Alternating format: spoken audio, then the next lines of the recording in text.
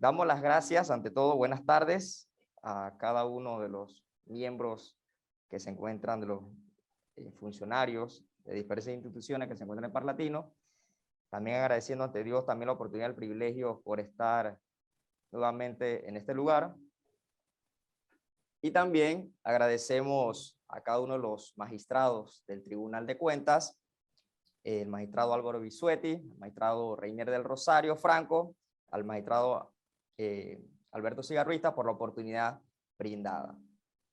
Hoy tengo el privilegio y de manera muy general vamos a exponer este tema que le hemos denominado la responsabilidad patrimonial del empleado de manejo y la nueva tendencia como eximente de responsabilidad en Panamá.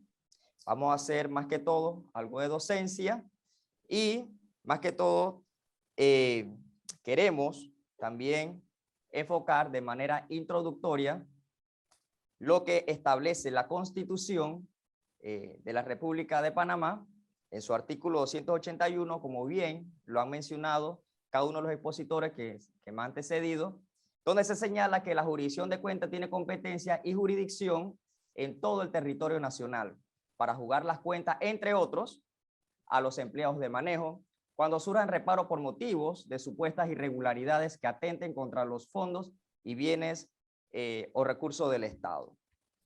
Esto es importante ya que, como bien lo ha mencionado en reiteradas ocasiones el magistrado Alberto Cigarruista, que lucha contra el flagelo que cada día va en incremento, como es la corrupción. Esto ha conllevado a que la sociedad hoy día ha establecido estigmas, más que todo, y bien señalados, por la desconfianza que existe por los malos manejos de los fondos o bienes públicos o del Estado. En ese sentido, hay un descontento de la sociedad donde se percibe que cada funcionario, cuando ejerce una función o un cargo dentro de la institución, busca beneficiarse o beneficiar a terceros.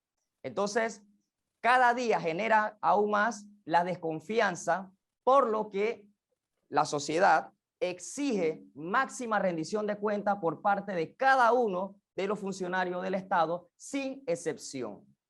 Es por ello que esta concepción de la desconfianza que tiene la sociedad, que bien se ha ido ganando, y más en este tiempo de pandemia que hoy vivimos, que es un flagelo definitivamente mundial y que no solamente repercute a Panamá, sino también en todos los países de la región, donde se cree que cada día se están malversando los fondos del Estado. Por eso que es deber, y una vez el magistrado Cigarruista también en un seminario hace unos años atrás manifestó que muchas veces los funcionarios piensan que hay que resaltar más los derechos y se olvidan o dejan en tercer lugar lo que son los deberes y obligaciones que cada uno tenemos que con el Estado, y en ese sentido le denominamos lo que se llama rendición de cuentas.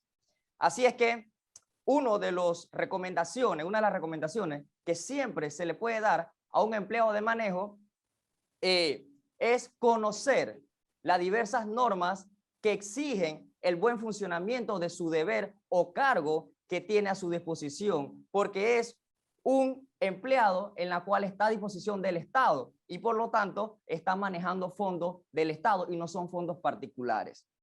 Así es que, dicho esto, de manera introductoria, podemos señalar que ¿qué es un empleado de manejo? Muy bien, lo definimos de la siguiente manera. Es aquella persona natural considerada como servidor público que representa al Estado ejerciendo un cargo o función, debiendo administrar, nótese bien, cuidar o custodiar correctamente los bienes o fondos o recursos confiados bajo su responsabilidad. Es una confianza que le brinda el Estado a fin de administrar correctamente cada uno de sus bienes o fondos, que debe hacerlo con prudencia y con toda la transparencia establecida dentro de la norma. Dicho esto, ¿por qué establecemos esta definición básica general de manera docente? Porque muchas veces se pierde el enfoque de cuáles son las responsabilidades del empleado de manejo. y la Constitución de la República de Panamá en su artículo 18 hace diferencia la responsabilidad de un particular versus de un empleado de manejo. Y en su artículo 18, como he mencionado, dice lo siguiente, que los particulares solo son responsables por la violación, son responsables ante la autoridad por la violación de la Constitución y la ley. Sin embargo, los empleos de manejo o servidores públicos, como también lo señala la ley 67 del 2008, que regula la jurisdicción de cuentas, son responsables ante la autoridad por la violación de la Constitución y también de la ley, pero va más allá, también por la extralimitación de funciones o por omisión de su cargo. Esto es así, ya que el desconocimiento de la norma o de un procedimiento o del ejercicio de su cargo no le exime de responsabilidad. Por eso que es un deber de ir más allá, de empaparse a la hora de ejercer un cargo o obtener algún cargo público, ya sea de alta jerarquía, entonces porque se le va a determinar mayor responsabilidades en sus funciones. Por lo tanto, el Tribunal de Cuentas ha visto, ya se ha señalado diversos e importantes casos y podemos señalar de manera de ejemplo uno en particular. Podemos decir, se tuvo a la mano una situación donde una autoridad, un funcionario que ejercía su función, valga la redundancia, como alcalde, autoriza a su mecano particular, nótese bien, particular, no ejercía funciones dentro de la institución a fin de que realizara ciertas diligencias de este funcionario. Le da las llaves de el automóvil de la alcaldía para hacer dicha diligencia. Entonces, en el trayecto de las diversas diligencias, esta persona se accidenta y el carro es pérdida total. Aquí, definitivamente, vemos la culpabilidad, en ese sentido, la negligencia por parte del funcionario en autorizar, más que todo, a una persona que no ejerce su función dentro del Estado y, por ende, es responsable ante dicha situación. Por eso que la culpabilidad o la negligencia, más que todo, que es la falta de cuidado en hacer algo o no, puede vincular directamente a un funcionario del Estado. Muy bien. Dicho esto, el artículo 2 de la ley 67 de 2008 señala claramente que un empleado de manejo es aquel servidor público que recibe, recaude. Cuando hablamos de recibir, todos los funcionarios ejercemos una responsabilidad y tenemos que administrar muy bien lo que se nos entrega. En este caso, de manera muy general, podemos señalar que todos recibimos un salario. Por ende, tenemos que ejercer nuestra función. Las veces que por debidas razones se debe ausentar, hay que justificar dichas ausencias. Si no, acarreamos responsabilidades. Eso de manera general. Otro elemento, que recaude, cuide, maneje, administre, custodie, autorice, pague, fiscalice, controle, entre otros verbos rectores, bienes o recursos del Estado. Muy bien. Dicho esto, entonces, ¿qué es una responsabilidad patrimonial? Una responsabilidad patrimonial es una acción irregular que perjudica el patrimonio del Estado porque las actuaciones consistieron más que todo en un perjuicio o daño producto de una lesión económica. Este es el elemento principal, una lesión económica, un aprovechamiento indebido de los bienes del Estado en detrimento de las arcas estatales, recayendo principalmente sobre los servidores públicos. Es decir, no hay responsabilidad patrimonial si no hay una participación por parte de un funcionario o empleado de manejo, que es lo que determina la ley 67 de 2008, porque el agente de manejo más que todo es el particular, que ya sea, puede ser una persona natural o jurídica. Muy bien, entonces, vamos a señalar también, más que todo, que esta jurisdicción de cuentas es desarrollada y de manera general se ha establecido por medio de la ley 67, 14 de noviembre de 2008. Sin embargo, que determina el grado de responsabilidad del empleado de manejo o servidor público. Pero también existen normativas, podemos señalar código fiscal, podemos señalar también decretos, manuales de procedimientos, etcétera, que van guiando cuál es el funcionamiento o el deber o obligación de aquel funcionario o empleado de manejo que deba ejercer en su momento. Por eso que el artículo 80 de la ley 67 establece claramente que aún la persona o el empleado de manejo, cuando no comete directamente la responsabilidad patrimonial, pero su inobservancia o parte de la culpabilidad de su acción, permite que se dé la responsabilidad patrimonial por medio de otra persona. Entonces, ese es un grado de responsabilidad solidaria con la persona que sí llegó a cometer la responsabilidad patrimonial. Así es que vemos un elemento interesante que es la responsabilidad solidaria determinada en la ley 67 de 2008 y que también el Código Fiscal y más adelante también se desarrolla o también lo enfoca. Dicho esto, la ley 67 en su artículo 3 habla de las causas que juzga la jurisdicción de cuentas. Y una de ellas, más que todo, en el numeral 1, nos habla lo siguiente. Por los reparos, miren, que surgen en las cuentas que rinden los empleos de manejos ante la Contraloría General de la República, en razón los elementos que vienen siguientes: recepción, recaudación, inversión o el pago de fondos públicos o de la administración, del cuidado, de la custodia, de la autorización, de la aprobación o del control de fondos o bienes públicos. El numeral 3 nos habla lo siguiente: por los reparos que surgen en la administración de las cuentas de los empleados de manejo. Pero nótese que es por examen, auditoría o investigación de oficio por la Contraloría General de la República o también por denuncia particular. Se ha dado situaciones donde es la sociedad que denuncia ante, o un particular denuncia un hecho que se ha dado, que cree que se están malversando los fondos o se están utilizando de manera incorrecta y por ende pueden tener acceso a una denuncia formal ante la Contraloría General de la República para que realice las investigaciones y los auditos correspondientes.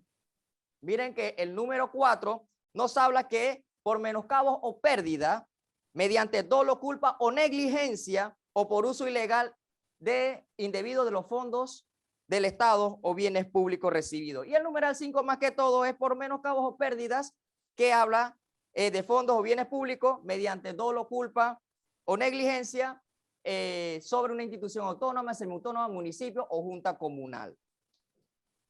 Muy bien, como les hablé, también tenemos normativa que habla sobre la responsabilidad del empleado de manejo. Tenemos el artículo número 10 del Código Fiscal vigente, donde habla que las personas que tengan a su cargo la administración de bienes nacionales serán responsables por su valor monetario en casos de pérdida o de daños causados por negligencia o uso indebido. Este artículo es interesante porque de tal responsabilidad no se exime, de este hecho no se exime responsabilidad cuando el funcionario o el empleado de manejo alegue que actuó por orden superior, ya que al disponer de los bienes por cuyo manejo son directamente responsables, es decir, y el empleado superior que haya ordenado la disposición será solidariamente, por eso que hablé de la responsabilidad solidaria, solidariamente de la pérdida que el Estado hubiera sufrido. Así es que son responsables tanto el que recibe la orden y la ejecuta y el superior jerárquico que ordenó esa actuación o ordenó, dio esa orden más que todo, y este superior es responsable o puede ser responsable de manera solidaria con el funcionario que realizó la acción. Así es que esta norma es extensiva y como es mencionado, la Constitución es bien clara. Las actuaciones de los empleados de manejo funcionarios no debe ser de manera antojadiza, no debe ser a la libertad lo que ellos consideran. Tienes que estar sometido a la Constitución, a la ley, a los manuales de procedimientos y a las diversas normas que rigen dichas responsabilidades. que le van a tañir en su momento. Así es que al extralimitarse sus funciones van a acarrear responsabilidades. Y estas responsabilidades no solamente va a ser la responsabilidad patrimonial, como bien lo ha mencionado la licenciada Turner, sino también hay un proceso penal, hay un proceso administrativo que se puede dar si existe la destitución o no del empleado de manejo. Muy bien. También podemos señalar el artículo 1089 del Código Fiscal. Mire lo que dice, los empleados o agentes de manejo, hay diferencias, los empleados, como hemos dicho, el funcionario, y la agente de manejo es la persona particular, natural o jurídica que reciban o paguen o tengan bajo su cuidado, custodia o control fondos del Tesoro Nacional. Rendirán cuentas de conformidad con las reglas que establezca la Contraloría General de la República. Y también el artículo 1090, aunque hay otros artículos, pero hemos de manera rápida, hemos obtenido estos artículos más que todo por factor tiempo, que señala lo siguiente: todas las personas que tengan a su cuidado o bajo su control fondos del Tesoro Nacional serán responsables de ellos y de todas las pérdidas que ocurran a causa de su negligencia o uso ilegal de fondos, de tales fondos. Así que la culpabilidad y la negligencia también es parte o se traduce en responsabilidad patrimonial. Así es que, muy bien, esto lo digo porque también podemos traer a colación un caso donde muchas veces un funcionario que trabaja en almacén señalan, y esto es reiterativo, que ellos firmaron una orden de recibir un elemento, un equipo, cuando en realidad nunca le llegó porque recibió la orden superior. Esto no le exime de responsabilidad como tal, como hemos mencionado. Así es que todo tiene que estar debidamente sustentado, como le he mencionado. Ahora bien, la ley 32 del 8 de noviembre de 1984, que es la que regula la ley orgánica de la Contraloría General de la República, en su artículo 20 nos habla lo siguiente: cuando la persona, al ser requerida por la Contraloría General de la República, no presenta el estado de su cuenta con la documentación y valores que la sustentan, se presume, mírese bien, que existe un faltante por el monto correspondiente.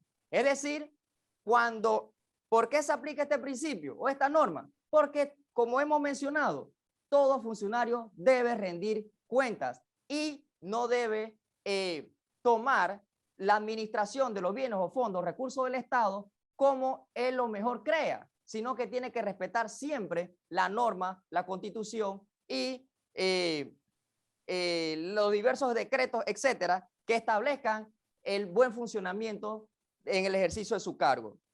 Por lo tanto, todo manejo del erario público debe ser sustentado o justificado. A veces se da la situación donde en las declaraciones, donde el funcionario dice, no, lo que pasa es que yo creía que era así, que era así que había que actuar, por ende yo no tengo la documentación, creo que debe estar por allí, o bueno, de verdad no tengo documento. Entonces comienzan a divagar en sus declaraciones en ese sentido, porque nunca documentaron su acción a la hora de administrar o de autorizar o de recibir o todos estos verbos rectores que establecen las leyes. Así es que esta norma no solamente es la establecida en el artículo 20, sino también están establecidas en las normas de control interno por parte de la Contraloría General de la República. Así es que, ¿por qué se establece que debe estar sustentado? Porque hay principios importantes, porque toda información debe estar completa, debe ser exacta y debe ser adecuada. Así es que la administración pública tiene principios y de manera general podemos mencionarlo. Principio de transparencia. Por más que un funcionario quiera ocultarlo, tiene que ser transparente porque es deber de nosotros como funcionarios administrar correctamente. Y no son fondos particulares, son fondos que toda la sociedad aporta por medio de sus impuestos, etcétera, y que debe basarse en también en principios como es la prudencia, la eficacia, la eficiencia y la economía. Así es que dicho las responsabilidades patrimoniales por parte del empleo de manejo funcionario, ahora vamos a un punto importante que hemos considerado como un eximente de responsabilidad patrimonial del empleo de manejo como nueva tendencia en Panamá.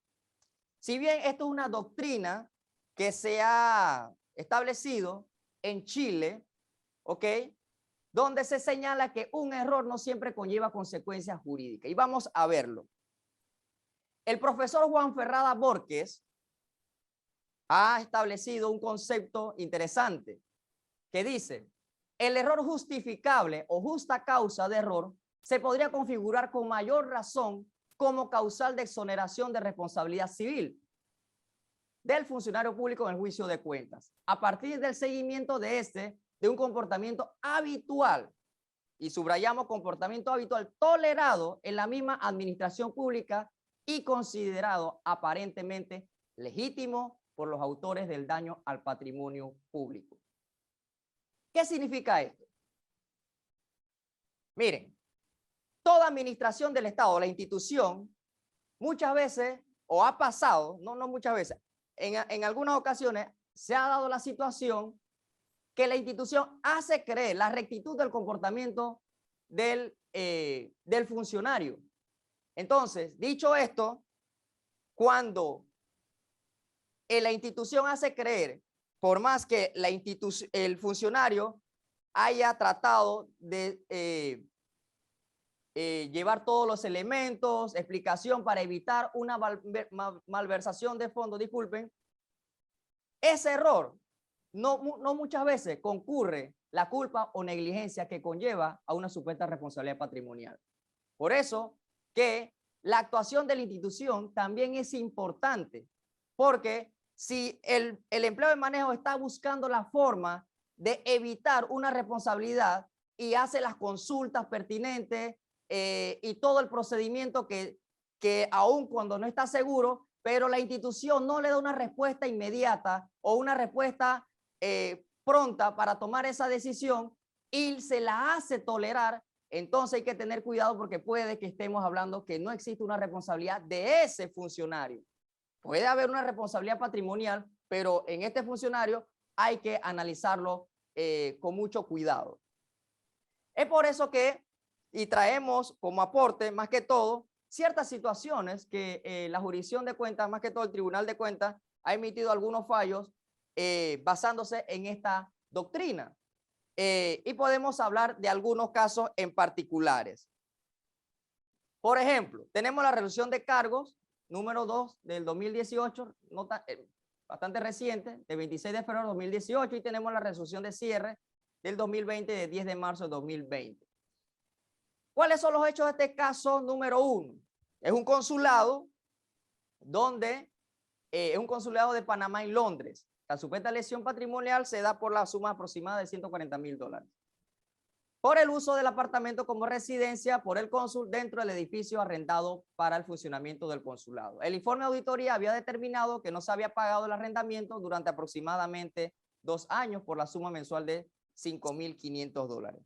El Tribunal de Cuentas determinó que la institución había, con base a esta doctrina, que el funcionario, la institución le había hecho creer la rectitud de su comportamiento. Por lo tanto, el cónsul, había un edificio de aproximadamente tres pisos, y los 2 primeros pisos se utilizaban para el funcionamiento del consulado. El último piso todo el edificio era pagado en su alquiler por parte del Estado. Sin embargo, el último piso estaba libre. Lo podía utilizar como residencia o no. Pero este cónsul no solamente ejercía sus funciones en el consulado de Panamá en Londres, también ejercía diversos cargos como embajador extraordinario plenipotenciario en misión especial. También era embajador extraordinario plenipotenciario de Panamá en Gran Bretaña, en Irlanda del Norte, en Islandia. También era representante permanente ante la Organización Marítima Internacional, la OMI, entre otras funciones. Sin embargo, dentro del expediente había un elemento interesante. Él solamente le pagaba en sus funciones como cónsul. Los demás, él no recibía emolumento, no recibía pago. Entonces, él a decidir, y se probó que buscaba ahorrar al Estado, que bien tenía el derecho de buscar que el Estado le consiguiera como embajador una residencia en otro lugar, pero él dice, pero bueno, se determinó, al estar el edificio pago completamente, bueno, voy a residir en dicho lugar. Se hizo la diligencia y habían memorandos, órdenes, donde se establecía que ese canon de arrendamiento no lo tenía que pagar el cónsul, sino que tenía que adherirse a los gastos del consulado. Entonces, se determina una auditoría, se levanta la investigación y por ende había una supuesta responsabilidad patrimonial. Pero habían elementos donde él hacía las anotaciones correspondientes y hacía las consultas, que si era prudente el pago, etcétera, pero nunca recibió una respuesta concreta. Pasaron 22 meses. Cuando él renuncia, entonces le llega que él estaba cometiendo una supuesta responsabilidad patrimonial.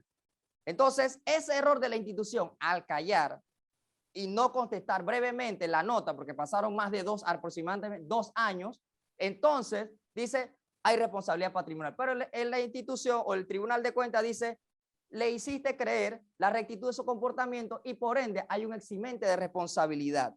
Y no solamente eso, sino que también buscaba ahorrar al Estado pagos adicionales que bien tenía el derecho.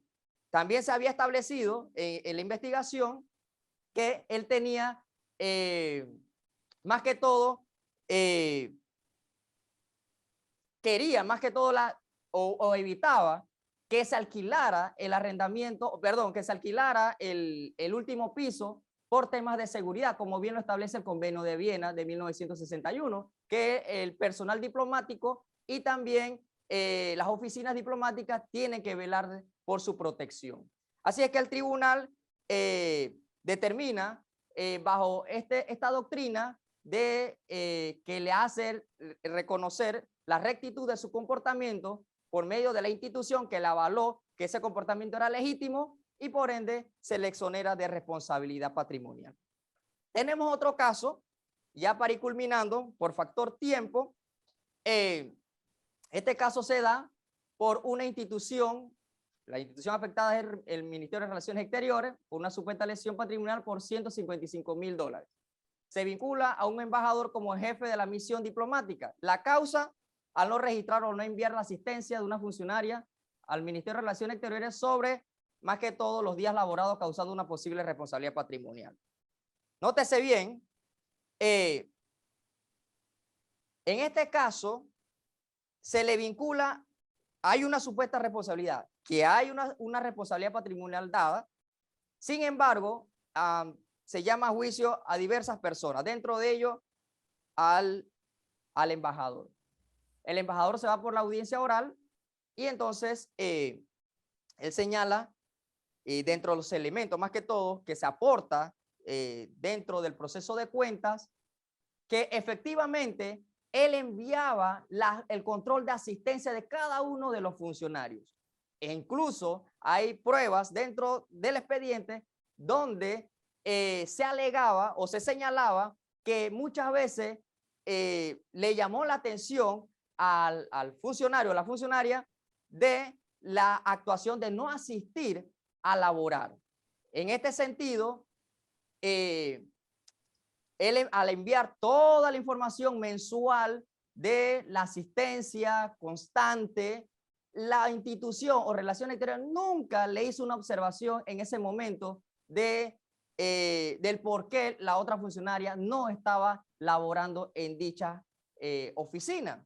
Entonces,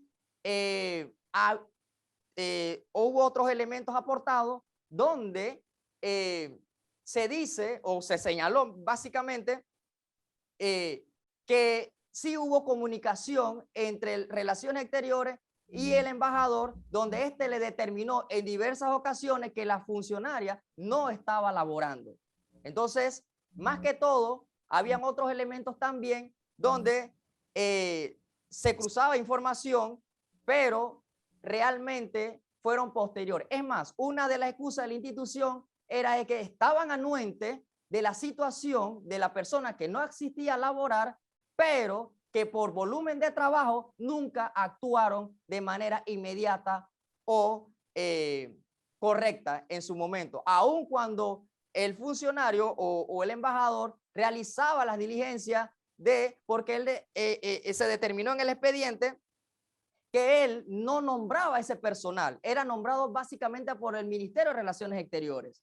Así es que, muy bien, y también no tenía el poder de sanción sobre esa persona, porque la ley orgánica del Ministerio de Relaciones Exteriores establecía que era una comisión de disciplina que determinaba o no la sanción de ese funcionario. Eran 5 miembros y dentro de eso no estaba el cónsul, perdón, el embajador. Así es que, por tanto, el tribunal, con base a la rectitud del comportamiento de este funcionario, se le exonera de responsabilidad patrimonial y por ende, pero nótese, no estoy diciendo que no hay responsabilidad, sí hay, pero en este caso en particular se le exime responsabilidades, sino que se le mantiene la investigación al resto de los funcionarios para determinar que si había o no una responsabilidad patrimonial. Muy bien, así es que ya de manera, para concluir, podemos señalar lo siguiente.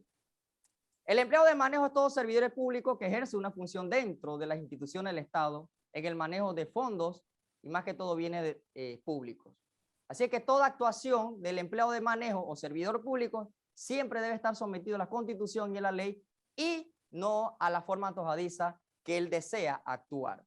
Los recursos del Estado deben ser siempre manejados con prudencia, con transparencia, eficiencia y eficacia para evitar las malversaciones de los fondos públicos. Así es que, como hemos señalado, no todos los errores, esto es una norma o no es un principio, no es un principio, es una doctrina que más que todo es una excepción y es rara la excepción, por eso que lo buscamos como nueva tendencia, porque antes no se determinaba dicha exoneración. Así es que el tribunal ha ido señalando ciertos elementos y analizando de manera profunda con todas las pruebas, con los hechos, con el derecho, para determinar si existe o no un eximente de responsabilidad por parte del el empleado de manejo. Sin más que agregar, le damos las gracias a la Fiscalía, al Tribunal de Cuentas y a cada uno de los miembros en el Parlatino por su atención y bueno, estamos a sus órdenes. Gracias.